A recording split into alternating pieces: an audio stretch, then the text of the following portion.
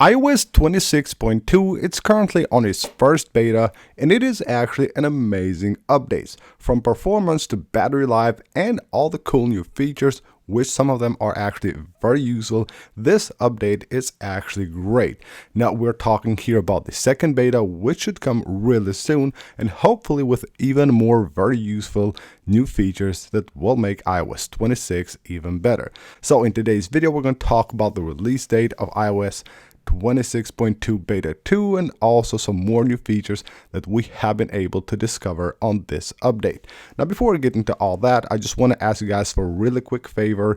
If you watch the videos and you find them helpful, please make sure to hit the subscribe button on the channel, because most of you guys that watch my videos are still not subscribed, so that would actually help a lot. Now, first of all, let's quickly talk about the battery life and performance of iOS 26.2. So taking a look here at the battery life, it is actually quite good. So here we have the battery life that I have been getting on this device with iOS 26.2 beta 1. And you can see right here, 153%, 10 hours, 7 minutes.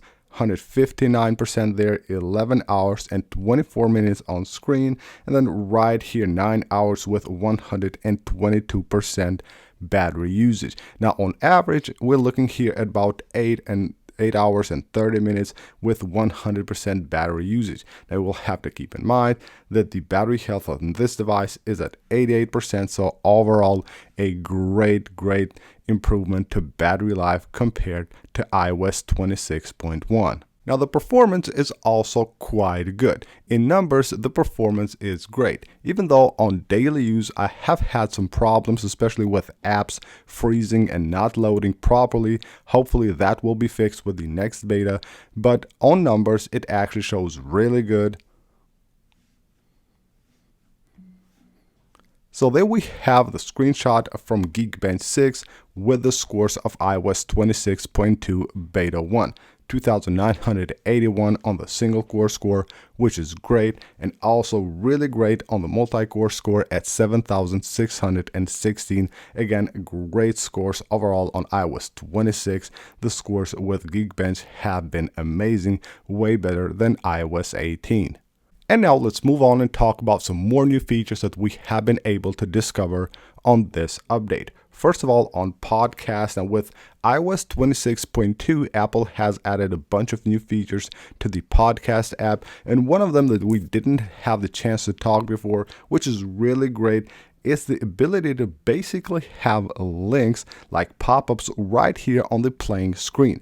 So while you're playing, you will see certain like content linked to like a specific timestamps on the podcast. Of course, these will come from things like Apple Music, Apple News, Apple Podcasts, TV, and other sources, but they will show right here. Of course, the publisher of the podcast has to actually enable them. And then let's say here, if we are listening to a podcast on a certain like chapter of that podcast, they're talking about a music album, it will show you the link right here that will take you to Apple Music, to that album that they're talking about. So that's what this feature is basically all about. And there is also a very cool new feature that actually hasn't yet been enabled, but it has been found on the code of iOS 26.2 beta 1. And that will be found under the AirDrop section. So currently on the settings of your iOS 26.2 device, when you go here, you will have three different options for AirDrop. Basically, you will have receiving off, which turns it off. You will have contacts only, or everyone for 10 minutes. Now on the code, it is basically hinting at a new feature for AirDrop that will allow users to stay connected with someone for up to 30 days while using a PIN code, which will basically enable that connection. So you're connected for 30 days with that user. Another really cool new feature that has been found on the code of iOS 26.2 has to do with the side button, which we currently use to lock and unlock the device. Well, there is a feature that is basically hinting, according to Macworld, it is hinting at the ability to customize the side button on your iPhone, basically allowing you to do something else rather than just locking or unlocking your device. And that should be actually very interesting to wait and see what Apple will actually do with that feature.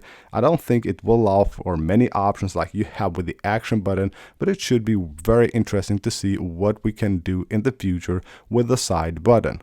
Apple has also made changes to the sleep score with iOS 26.2. So if you use the sleep score, basically they have adjusted the categories of sleep score. So the very low now will be from 0 to 40. Previously it was from 0 to 29. The low will be 41 to 60. The OK will be 61 to 80. And the high will be 81 to 95. Previously it was 70 to 89. And of course, all the other ones will be the very high. So a bit of adjustment there. If you use your Apple Watch to just track your sleep score, then you will need to know that these are the new adjustments that will be made to your sleep score while updating to the new iOS 26.2. And last but not least, in Japan now you will be able to install third-party app stores. Previously allowed in the EU, all the countries in EU will allow you on your iPhone to have third-party app stores, basically not just the App Store. Now in Japan, that will be a feature as well, starting with the new iOS 26.2.